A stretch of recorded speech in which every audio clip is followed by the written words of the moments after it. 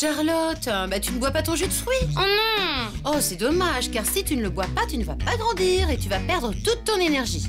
Ça m'étonnerait, c'est du jus concentré, alors pour les vitamines, tu repasseras. Au rayon jus de fruits, pas toujours facile de s'y retrouver.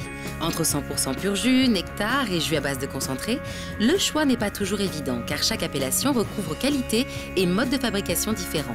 Par exemple, les 100% pur jus ou pur jus de fruits sont faits à partir de fruits pressés et sans adjonction de sucre.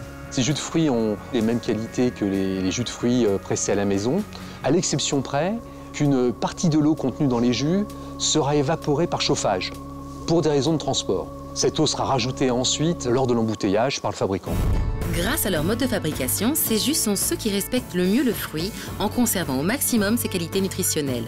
Pour les nectars de fruits, c'est autre chose. On y trouve un mélange de jus de fruits ou de purée de fruits et d'eau, et éventuellement du sucre. C'est la raison pour laquelle on ne peut pas les appeler jus de fruits. Et pour ce qui est des jus dits à base de jus concentré, il faut savoir que ces jus contiennent que 3 à 4% de fruits, des exhausteurs de goût et beaucoup de sucre. Au niveau valeur nutritive, c'est donc loin d'être la panacée. D'où l'importance de bien lire les emballages avant de faire son choix. Parce que sur l'étiquette, vous aurez la liste des ingrédients, la teneur en fruits, la teneur en sucre, et bien évidemment, plus il y a de sucre, moins il y a de fruits en général.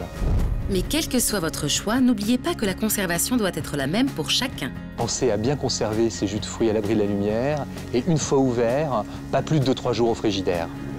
Lorsque vous achetez des jus de fruits, soyez attentif à la dénomination car c'est elle qui vous indiquera le processus de fabrication utilisé. Et n'hésitez pas à bien lire les informations sur l'emballage, notamment pour connaître la teneur en fruits et en sucre. Enfin, pensez à bien conserver vos jus au frais et à les consommer rapidement une fois ouverts.